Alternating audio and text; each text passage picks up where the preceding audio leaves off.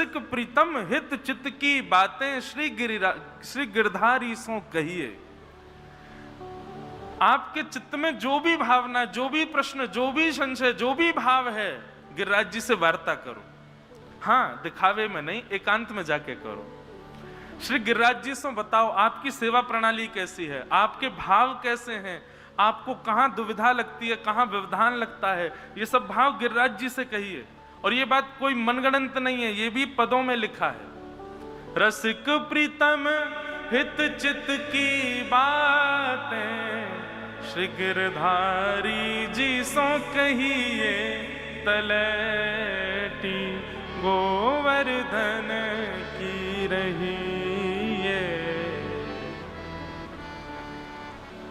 गिरिराज जी को अपनी सारी मनस्थिति बताओ और ऐसे करते करते परिक्रमा करो।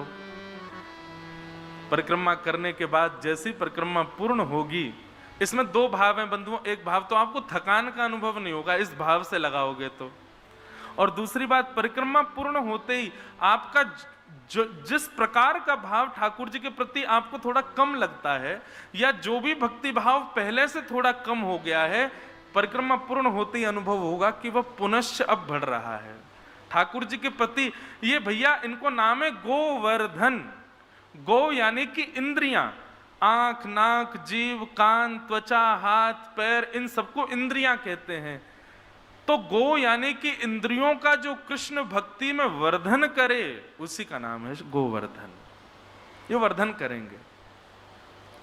कथा सुनने में रुचि नहीं लगती, नींद आ जाती है, जाओ परिक्रमा लगाओ गिरिराज जी की। अगले दिन आते महाराज 4 घंटा कब बीत जाएंगे पता ही नहीं चलेगी, इतना आनंद आएगा कथा में। किसी भी भाव में आपको सूक्ष्मता का अनुभव हो, गिरिराज जी की परिक्रमा लगाओ। श्री गोवर्धन, इनको काम ही ये बैठे यही मारे हैं ताकि हमारी भक्ति को वर्धन कर सकें। और बंधुओं एक बात और, जब गिरिराज जी के समय एकमात्र हमारे भारत के ऐसे ठाकुर जी हैं जिनमें गर्व ग्रह नहीं है, जिनमें अपरस का बात नहीं है कि आप इनको छू नहीं सकते, सब छू सकते हैं। गिरिराज जी की परिक्रमा के मध्य में, प्रारंभ में, अंत में जब भी अवसर मिले, श्री गिरिराज जी के समीप जाकर के कोई भी गिरिराज जी की शिला को साक्षात कृष्ण मान करके उनको अपने हृदय से लगाओ, अंक में भर लो। और तब तक अंक में भर के रखो, तब तक 2 भुजा आपके कमर पे अनुभव नहीं है जाए। आपको ऐसा अनुभव हो कि हाँ ये भी मेरो आलिंगन कर रहे हैं, तब तक उनको अंक में भर के रखो। ये साक्षात हरिदास वर्य। मैंने आज कथा में ही कहा कि यमुना जी और श्री गोवर्धन, ये 2 ऐसे स्थान हैं यहां पर कृष्ण रहते ही रहते हैं, मिलते ही मिलते हैं, संपूर्ण ब्रजमंडल उनका निवास है, परंतु ये मुख्य निवास है, यहां वो रहेंगे ही रहेंगे। ऐसे श्री गोवर्धन नाथ ठाकुर जी ने उनको 7 दिन 7 रात्रि पर्यंत अपने इकन्नी उंगली पर धारण करके रखा। और कहीं कहीं भाव ऐसा भी बताते हैं कि श्री किशोरी जी का प्रत्यक्ष हृदय है श्री गोवर्धन नाथ, इसलिए ठाकुर जी को बहुत प्रिय है। हृदय से प्रकट हुआ है वृंदावन और स्वयं हृदय है श्री गोवर्धन, इसलिए ठाकुर जी को अत्यंत प्रिय है। कोई अपराध बन जाए, कोई आपको लगता है कि हमसे कोई अपराध बना है, ठाकुर जी हमसे थोड़े रुष्ट हो गए, नाराज हो गए, आदि आदि जो भी भाव लगे, गिरिराज जी के पास जाओ, गोवर्धन नाथ जी की परिक्रमा करो।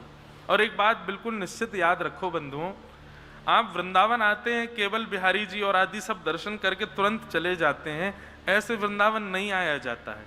वृंदावन आने में यमुना जी को प्रणाम आदि वो 5 प्रणाम तो मैंने बताई ही हैं बहुत बार, परंतु यह भी एक बात याद रखिए कि हर बार वृंदावन के प्रणाम के पश्चात गोवर्धन परिक्रमा भले ही ना लगे, लेकिन प्रणाम गिरिराज जी को जरूर किया करो। श्री गोवर्धन को प्रणाम करके ही यहां से जाया करो। उनको बिना प्रणाम किए आप जाते हैं तो कहीं ना कहीं आपका जो भाव वृंदावन आने का, ऐसा नहीं है वो नाराज हो जाएंगे, पर उनको प्रणाम करके जाने से आपको भी फायदा है, आपकी ही भक्ति में वर्धन होगा। ऐसे श्री गोवर्धन नाथ जी को ठाकुर जी ने अपनी बाम हस्त के कन्नी उंगली के नख पर धारण करके रखा। 7 दिन बाद जब इंद्र का कोप शांत हुआ और उसको प्रत्यक्ष अनुभव हो गया कि ये साक्षात श्री कृष्ण हैं, इंद्र ने आकर के भगवान से क्षमा मांगी कि पिता गुरुस्त्वं जगतामधीशो दुरत्ययः काल उपात्तदण्डः हिताय स्वेच्छा तनुभिः समीहसे मानं विदुन्वन् जगदीश मानिना। इंद्र ने भगवान की स्तुति गाते हुए भगवान से प्रार्थना की, हे नाथ, मुझसे बहुत बड़ा अपराध हो गया, मैं आपके रूप को पहचान नहीं पाया और पहचान ना पाने के कारण मैंने ये दुष्कर्म किया।